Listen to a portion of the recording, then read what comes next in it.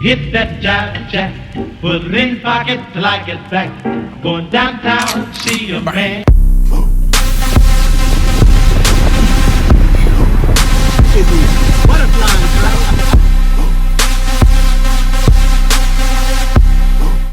How y'all doing? It's Sean Jackson, another video from YouTube.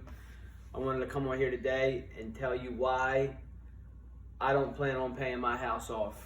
And there's a reason for that. You probably clicked this video thinking, you know, why you wouldn't want to pay your house off, because most of the time that's everybody's goal, is to eventually have their house paid off. Now, I do understand why, you know, a lot of people do that, but here's the reason I'm not doing that. I study Dave Ramsey and Chris Crone. They have two different methods. Dave Ramsey method, he doesn't like debt. He likes to avoid debt. He doesn't want you to have any debt. Pay your house off in cash, no credit cards, buy your car in cash, versus the Chris Crone method is, if you can get money lended to you at a low interest rate, use other people's money. And that's what I believe. I'd rather use other people's money than my own, right? So I come to you today to tell you why I'm not paying my house off and not dedicating myself to paying my house off. You know, they say if you make an extra mortgage payment a year, it knocks 7 years off your loan and da-da-da-da-da, right? So I suggest if you do go buy a house, you get a 30-year fixed rate mortgage. Don't do a 15-year. Matter of fact, if they offer you a 40-year, get a 40-year mortgage. The reason I'm saying this is because the goal for me is to have financial freedom. So I bought my first house, which is where I'm at right now. I got a 30-year mortgage on it, okay? I paid $200,000 for my house. So I plan on, in the next probably, I'm gonna say 2 or 3 years, taking some of the equity out of my house to buy another house. So right now, I owe $182,000 on my house. My house appraised for 135, right? So right now I have close to 50 grand in equity. So say I wanted to move next year, right? Me and my wife and my kids, we wanted to buy another house. So what I would do is I would take a HELOC, which stands for Home Equity Line of Credit, and take the equity out of my house and use it to buy another house. So what a HELOC is they let you borrow up to 80% of the equity in your home. So what I'm gonna do is take 80% of $50,000. So say they give me a $40,000 check, right? Because another year from now, I'll probably have like $60,000 in equity. So say I get a $40,000 check. I go and take that $40,000, I go put it down on another home, right? I go buy another house, right? I rent this one out. So I rent it out. My mortgage right here is $1,100, but the neighbor next door and a couple people in this court and neighborhood are renting their houses out for $1,600 to $1,700. So my mortgage is $1,100. So say I rented my house out for $1,600 a month. That's $500 a month in residual income I will have every month. So I'm getting that. Plus I'm having the renter pay my mortgage down, which is building more equity.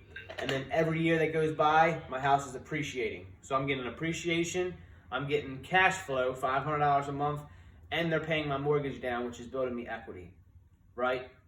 And I've just bought another house. So now I have 2 houses. And the Chris Crone method is to keep repeating the process every few years, right? So that's my goal. I like to have a couple rental properties, 3, 4, 5, 6 rental properties. Because say, I'm gonna give you an example, right? Give you an example. So I'm gonna come up to the board here, right? So say I have my house here, it's worth $200,000, okay? The house that I'm in, right? It's worth $200,000. So I take $50K from a HELOC, Home Equity Line of Credit, and I go and buy another house, right? So I got one house here that I'm in. So now I take the $50K, I go buy another house, right? So I move out of this house into this one. I'm now renting this one. My mortgage is $1,100, but I'm renting it out for $1,600. So that's $500 a month. If you can see that, that's $500 a month I'm getting every month. Plus they're paying my mortgage every month.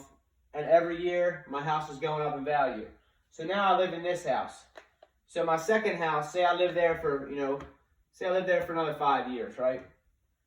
So say I buy this house here for, say, $300K, right? So I live there for 5 years. I put $50,000 down from the other house. So I only owe $250, right? I only owe $250. So I lived there for 5 years. So say I knock that $250 down to, just say I knock it down to $210, right? In 5 years, or $220. We'll just say $220. Say I knock it down to $220. Right? So now this house, I have knocked down to $220,000 is what I owe on it. I get an appraiser come out. Say they appraise this house for $320,000. So this house just appraised for $320K, right? 5 years down the road. So now I do the same thing. I repeat the process. I take a HELOC out, a home equity line of credit. I owe $220,000 on the house. The house is worth $320,000. So what's the difference? That's a $100,000 difference. But they'll only give you up to 80%, right? So they give me $80,000. So they're going to give me $80K HELOC from my second house, right? So then I go and buy a third house. So within this period, it's been 7 years, right? I've been in my house right here for 2. I buy the next house. I stay there for 5 years. I get a home equity line of credit. I got $100,000 in equity. I call them up, tell them I want a home equity line of credit, which is like a credit card. They put your money on there. They're going to give me $80,000, right? I take this $80K, right? I can either use the whole $80,000 to put down on the next house, or I can put partial amount. So I just say I put the whole 80. So now I go buy a third house, right? Go buy a third house. I put the whole $80K on it.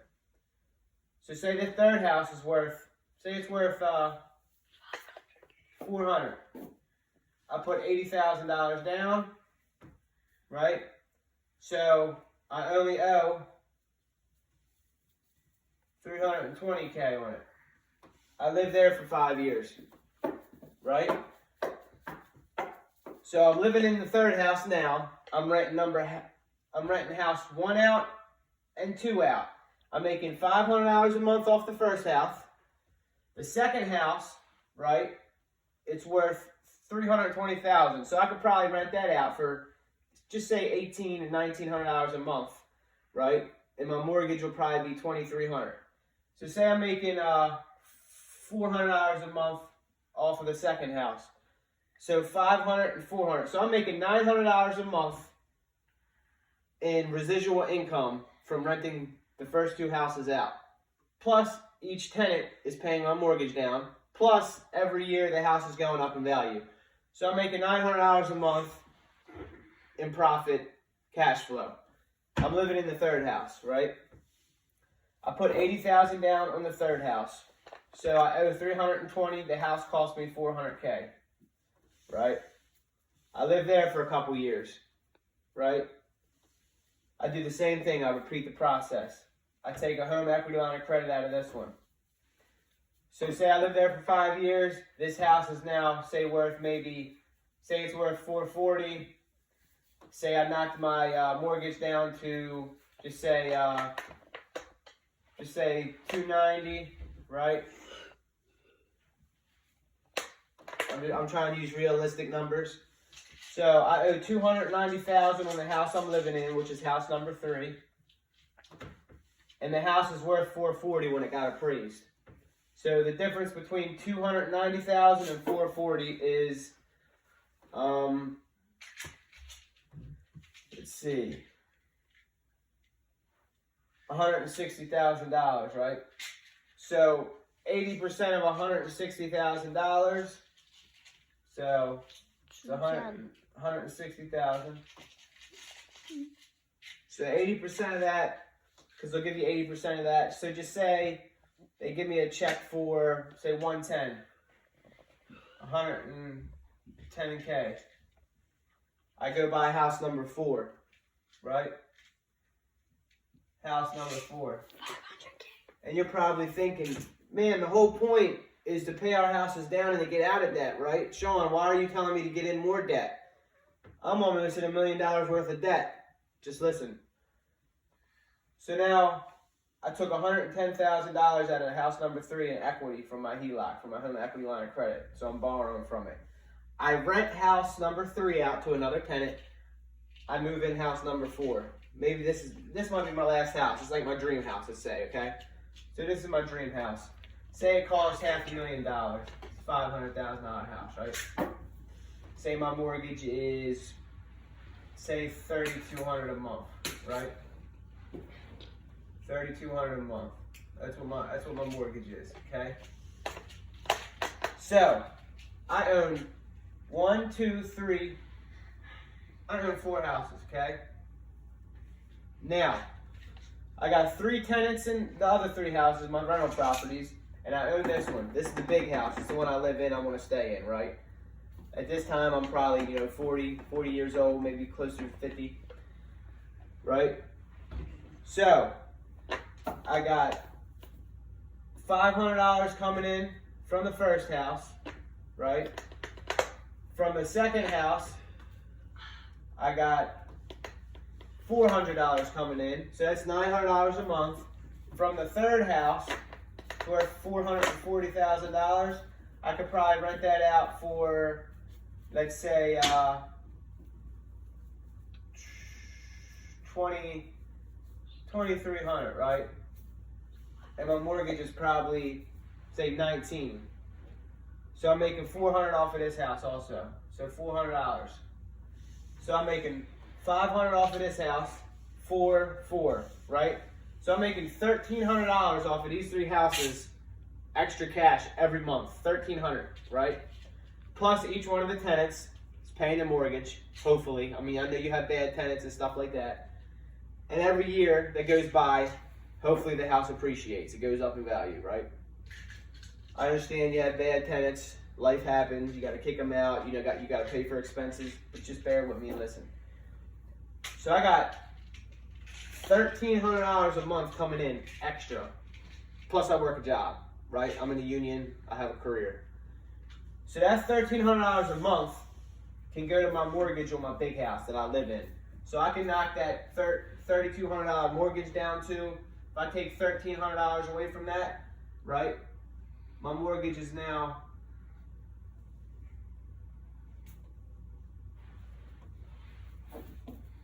$1,900.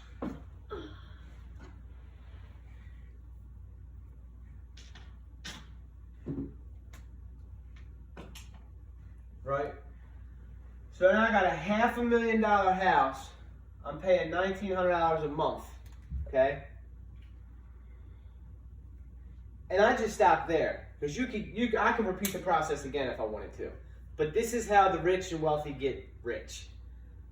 If you don't know who Chris Crone is, look him up on YouTube. This is what he did. He was a millionaire by the time he was 26 years old. He owns 24 properties. The first house he bought, he moved into. He lived there for 2 years. He got a home equity line of credit and did exactly what I'm telling you. And he actually, the second house he bought a house and it had an apartment in the basement. He made the basement an apartment. So he rented the basement out, which paid his mortgage on his house, so he lived there technically for free. And he kept repeating this process. So, now, when I go to retire, right, or get the Port of Baltimore, I'm a longshoreman. I'll probably retire when I'm 50 because I started there when I was 25. I'm going to do 25, maybe 30 years. I'll be 50 years old, 55 years old, right?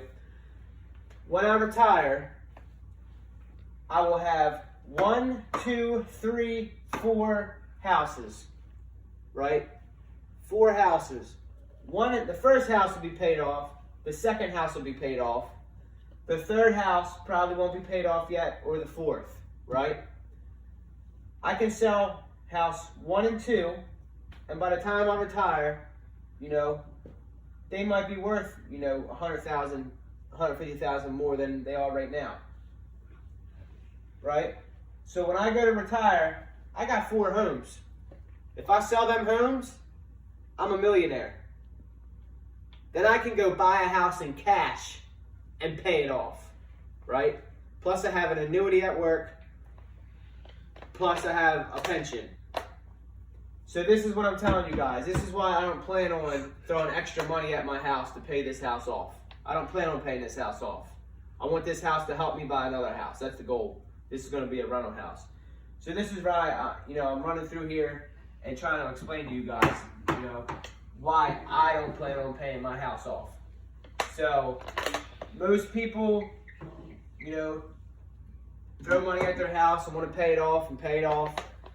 Now that's good for people that aren't good with money. If you don't trust yourself, if you're not good with money or good with saving or investing, then by all means, yes, pay your house off. Throw extra money at your house. But if you want to be financially free and not have to work when you're, you know, 70 or 80 years old, because what a lot of people do, or a lot of things that happen is, give you an example, right? Say you have one home, you buy your first house, you're 30 years old, right? You pay the house off. Say when you pay your house off, say the house is worth, you know, $300,000, $400,000, right?